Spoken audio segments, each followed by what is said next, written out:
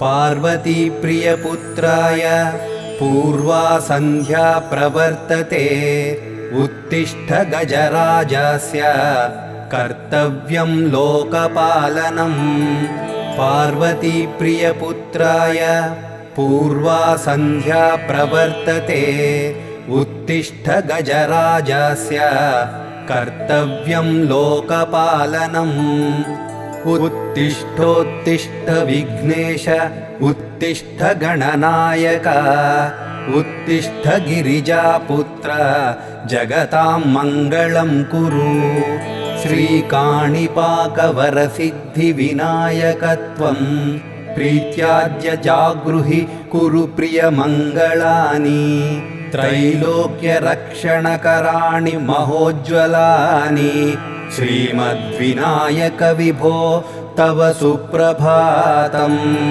श्रीमद्विहारपुरवास शिवात्मजात कूपोद्भवाद्भुतविलास स्वयंभूमूर्ते श्रीदेव शङ्खलिखिताश्रितपादपद्मा श्रीमद्विनायक विभो तव सुप्रभातम् श्रीनारिकेळवनशोभितपुष्टिगात्र क्षीराब्धिषिक्तशुभविग्रहतत्त्वमूर्ते दिव्याङ्गमूषिकसुवाहनमोदरूप श्रीमद्विनायक विभो तव सुप्रभातम् श्रीकाणिपाकवरभूतलवासतुष्ट हे आदिपूज्य अरुणारुणभानुतेज प्राचीदिशाम्बरमिदं रविकान्तिनिष्ठं श्रीमद्विनायक विभो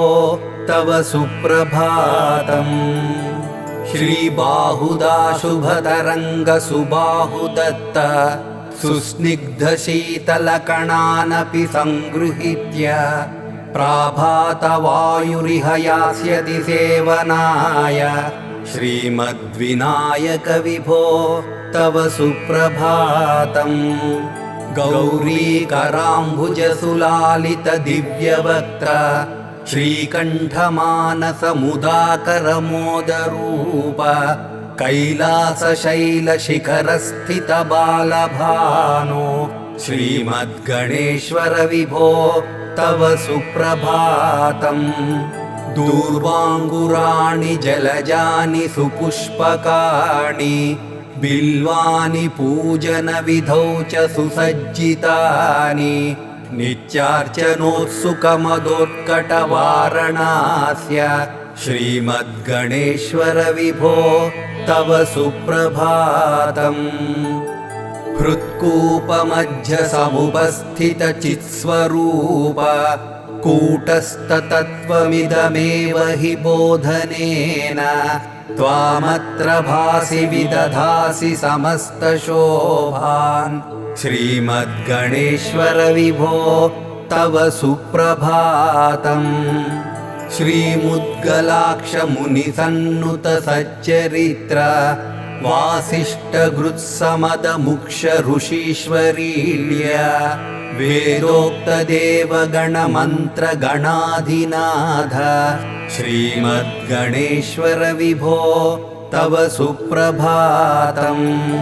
ऋग्वेदकीर्तितगणाधिपज्येष्ठराज त्वं ब्रह्मणस्पतिरिति प्रकटीकृतोऽसि आधर्वशीर्षमनुमन्त्रितदिव्यमूर्ते श्रीमद्गणेश्वर विभो तव सुप्रभातम् ब्रह्मादिदेव परिकीर्तितवेदपाठाः त्वत्शूर्पकर्णकुहरौ प्रविशन्ति देवाः श्रुत्याधुनैव परिपालय धर्मसङ्घान् श्रीवल्लभेश भगवन् तव सुप्रभातम् हेरम्बलम्ब जठराद्भुत दिव्यगात्र प्रारम्भपूजनमिदं दयया गृहीत्वा सर्वाशुभानि परिनाशय शर्वपुत्रा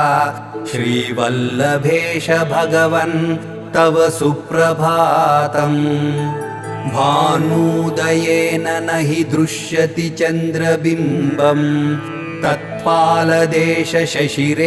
विभाति नित्यम् सत्यस्वरूपनिगमागमसन्नुताङ्घ्रे श्रीवल्लभेश भगवन् तव सुप्रभातम् कालाग्निरुद्रसुतकालनियामकत्वम् कालानुकूलफलदोऽसि कलामयोऽसि कल्याणकारककलाधरशेखरोऽसि श्रीवल्लभेश भगवन् तव सुप्रभातम् उग्रस्वरूप रिपुनाशक उग्रपुत्र सौम्योऽसि सोमविनुतोऽसि प्रशान्तरूप सर्वेश सर्वफलकारक शर्वमूर्ते श्रीवल्लभेश भगवन् तव सुप्रभातम्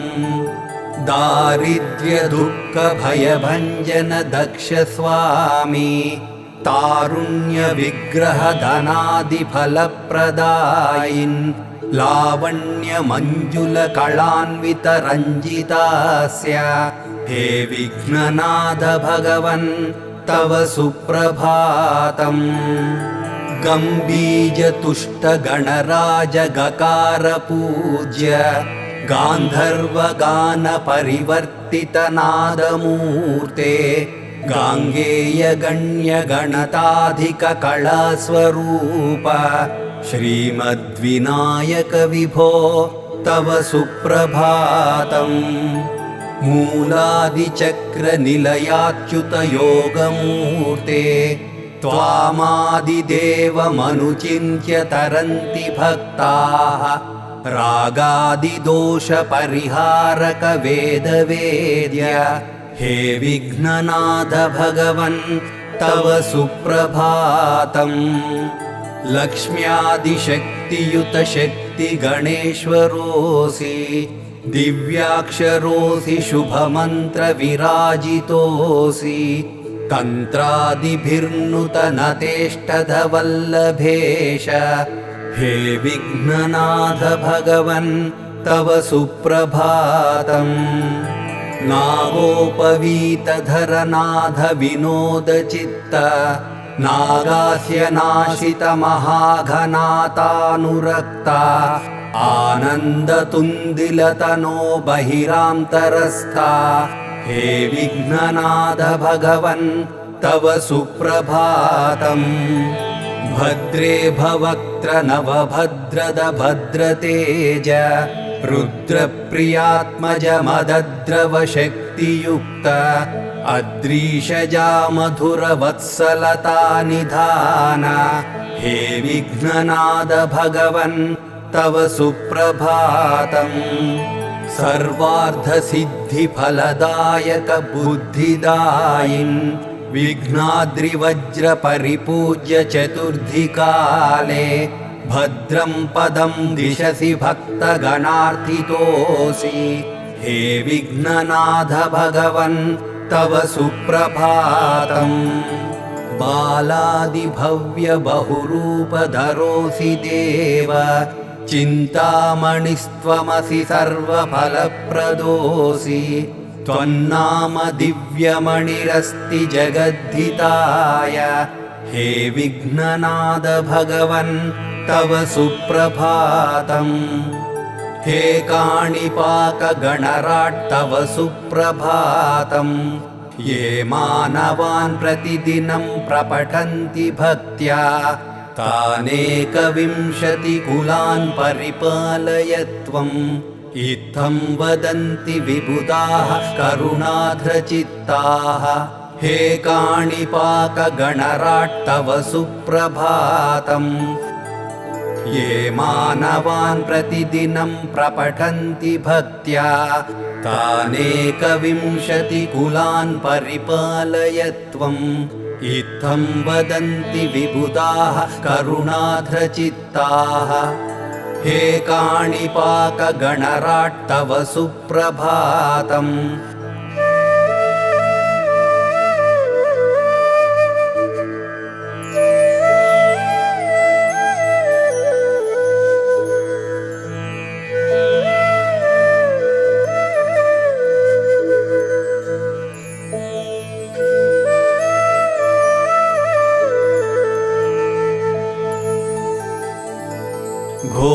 घोरातिघोरतरजृम्बितलोकताप पापात्मभञ्जनचणौ कलिदोषनाशौ सद्भक्तरक्षणविधौ कृतसन्निवेशौ श्रीविघ्नदेवचरणौ शरणं प्रपद्ये। घोरातिघोरतरजृम्बितलोकताप पापात्मभञ्जनचणौ कलिदोषनाशौ सद्भक्तरक्षणविधौ कृतसन्निवेशौ श्रीविघ्नदेवचरणौ शरणं प्रपद्ये। देवादिदेव परिपूजित दिव्यगन्ध माल्यादिभिर्निरतरञ्जित भानुमन्तौ भक्तानुरक्षणचणौ करुणालवालौ श्रीविघ्नदेवचरणौ शरणं प्रपद्ये। श्रीस्वस्तिकाब्जकलशध्वजमीनचक्र छत्राङ्कुशाशनिसुकल्पकशङ्खयुक्तौ दिव्यातिदिव्यशुभालक्षणलक्षिताधौ श्रीविघ्नदेवचरणौ शरणं प्रपद्ये। नागेन्द्ररूपपरिवर्धिषिगो विभागौ सामान्यरूपपरिपूरितशेषभागौ जीवात्मयुक्तपरमातानुगुरुप्रधानौ श्रीविघ्नदेवचरणौ शरणं प्रपद्ये।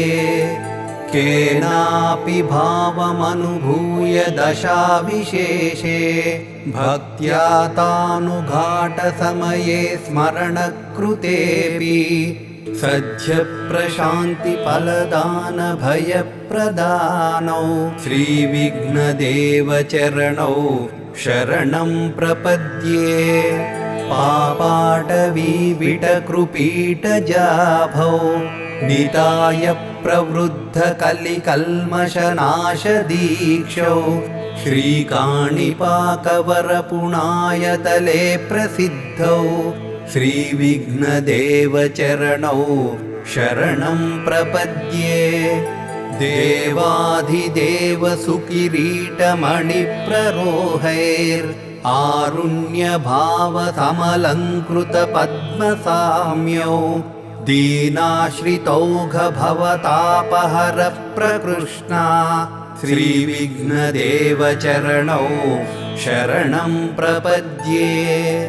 कामादिषड्गुणभुजङ्गमहोग्रकोप पूत्कारघोरतरभावविकारदूरे श्रीविष्णुवाहसदृशौ करुणालवालौ श्रीविघ्नदेवचरणौ शरणं प्रपद्ये। दक्षाध्वरप्रलयकालगणाधिपत्ये कैलासपर्वततपे शिरसि श्रुतीनां दौर्म्यार्घ्यभीकरतरौ गुणीनां प्रसन्नौ श्रीविघ्नदेवचरणौ शरणं प्रपद्ये।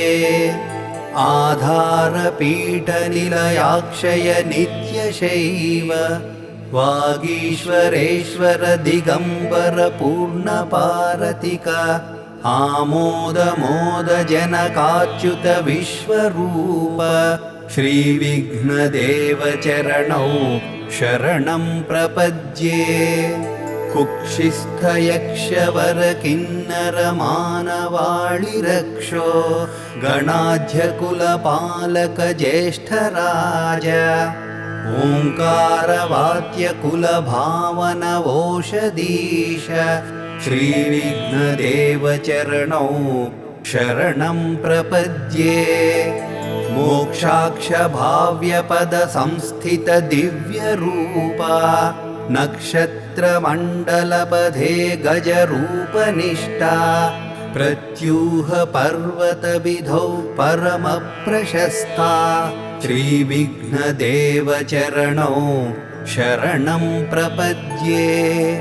अग्न्यर्कसोमघनकान्तिसमाननेत्र दौर्भाग्यनाशविजयप्रद श्रीप्रदाध्य क्षोणीसुरुद्रमहालय वेदरूप श्रीविघ्नदेवचरणौ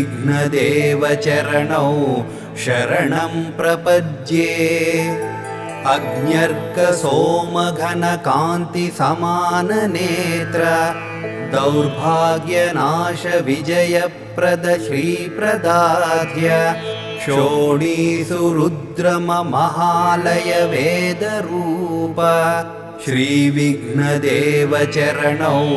शरणं प्रपद्ये।